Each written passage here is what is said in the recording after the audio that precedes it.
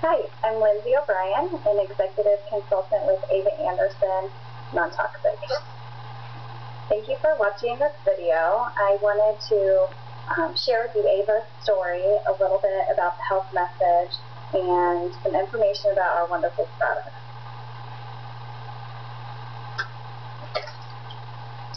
Here's a picture of Ava. She is a real person, and at the age of 14, she found out that there are a lot of toxic ingredients in our everyday products. She happened to be watching the news one day and saw a story about teenagers and the amount of toxins found in their bloodstream. And what was shocking to her is that they were tracing these chemicals back to everyday products that the teens were using, such as their shampoo and soap and lotion. And she just went on a mission of finding, safer products for herself and her family, and was shocked to discover that there was nothing available online to purchase. So she decided that she wanted to make her own line of products, and I'm happy that she decided to choose direct sales as her method of selling this, because it gets the health message out to everyone across the United States and really gives us an opportunity to share it with others in a very personal way instead of just selling it in the store. I joined as a consultant November 30th, 2009, and it's been a wonderful company to work with. I want to share with you some of the information of the health message. I'm going to ask some questions, and you can kind of think in your head of what you think the answer might be, and I bet you'll be pretty surprised. How many toxic chemicals do you think are banned in Europe? The European Union has one list of banned chemicals that are not allowed to be in personal care products. And when I say personal care products, I'm talking about anything that comes into contact with your skin. Toothpaste, soap, shampoo, sunscreen, things like that. The answer is over 1,300 chemicals, and that number is always changing.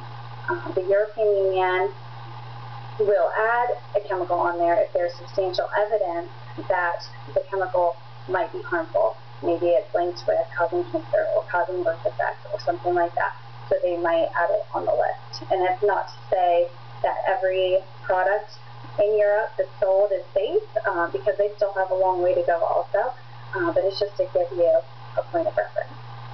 So comparing the United States with Europe, what do you think?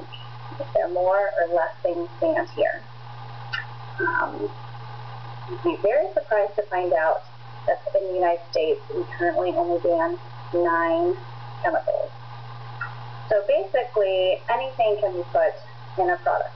There is very little regulation in the United States, which was very upsetting to me when I found this out, because I assumed that for something to be sold in a store, that there was some kind of safety testing being done on the product or some type of process that had to go through. I thought the FDA was regulating it, and I found out that they do not regulate these type of products. And something that was also very upsetting to me is that manufacturers that are international and ship overseas to many other countries, they actually have to clean up their products in order to sell them. Because in the United States, we can have so many things in our products, yet maybe Mexico or Canada or Europe bans those chemicals. So then these companies make a safer product for those countries, yet they leave all the toxins in for us. And I truly believe we can make our voices heard by telling our politicians about this issue and that we care about it. But in this way, the best way to cast your vote is to actually shop for safe products, because that is the fastest and easiest way to make a change with this industry. If we stop buying the toxic products, eventually the companies will stop making them. Do you know what is our largest organ? It's actually your skin. Second is your liver. That's a very common guess. But our skin is actually not quite the barrier that we think it is. They've done a lot of studies and found, a lot of things can penetrate your skin very quickly and very easily. And a lot of these things go directly into your bloodstream. A quote that I wanted to share with you is that Dr. Sam Epstein, who's the author of Toxic Beauty, and he's also on the Cancer Prevention Coalition, he said it's actually more dangerous to put a product on your skin than it is to eat it. And that was very shocking to me, because when I first heard about this issue, I was reading labels and ingredients on the food that my family was eating, and I just did not even think of looking at all the ingredients that were in the product. I didn't realize it was so important. How many chemicals do you think the average adult has in their blood? And how many chemicals do you think the average woman is exposed to every day before she leaves the house? Adults actually have, on average, 485 chemicals in their blood. The average woman is exposed to approximately 250 chemicals every day. And these statistics were done by the Environmental Working Group. They randomly tested adults across the country.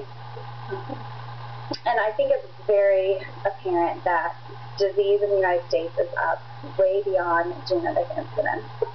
Environmental toxins are often blamed, and I know we can't control our genetics, but I just feel we can control some things, like the food we're eating, what we put on our skin, and our cleaning products that we use. So I choose to try to shop for safe products in those areas. 1 in 2 men and 1 in 3 women will get cancer in their lifetime. And according to the President's Cancer Panel, this was recently released, that they calculated about 90% of cancer is environmental, and only about 10% is genetic. So that's very surprising also, because I feel like that environmental aspect are things that, sometimes we can control, and we can make positive changes in the right direction to try to prevent cancer and other diseases. The autism numbers have also recently been changed to 1 in 88 babies in the United States are now born with autism or diagnosed with autism, and 1 in 54 boys.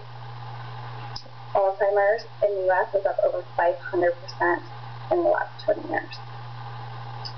I just want you to consider, your friends and your family and your coworkers, and think about how all of these diseases and allergies and ADHD and all of these things just seem to be on the rise. And I think something is definitely going on around us, and that we need to make changes.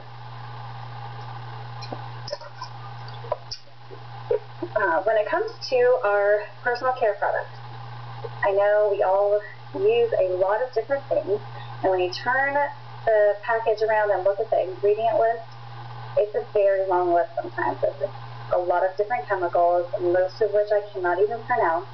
And so it's hard to tell people, here's a list of things to avoid, because there's just so many.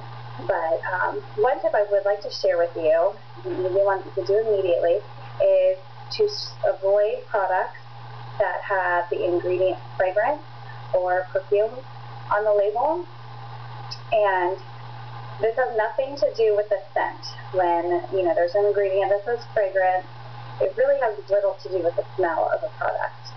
Manufacturers can legally hide hundreds of toxic chemicals in this word without listing them on the ingredient label. And the Environmental Working Group has randomly tested these products and found phthalates in 72% of the products that they tested. And if you're not familiar with phthalates, I think we're hearing more about them in the news recently, because they are very similar to BPA, bisphenol A. They're a plasticizer, and they're linked with a lot of problems such as cancer, autism, ADHD, infertility issues, and more. And in 100% of scientific studies, phthalates cause genetic mutations. So that's an easy thing to avoid. It's fragrance.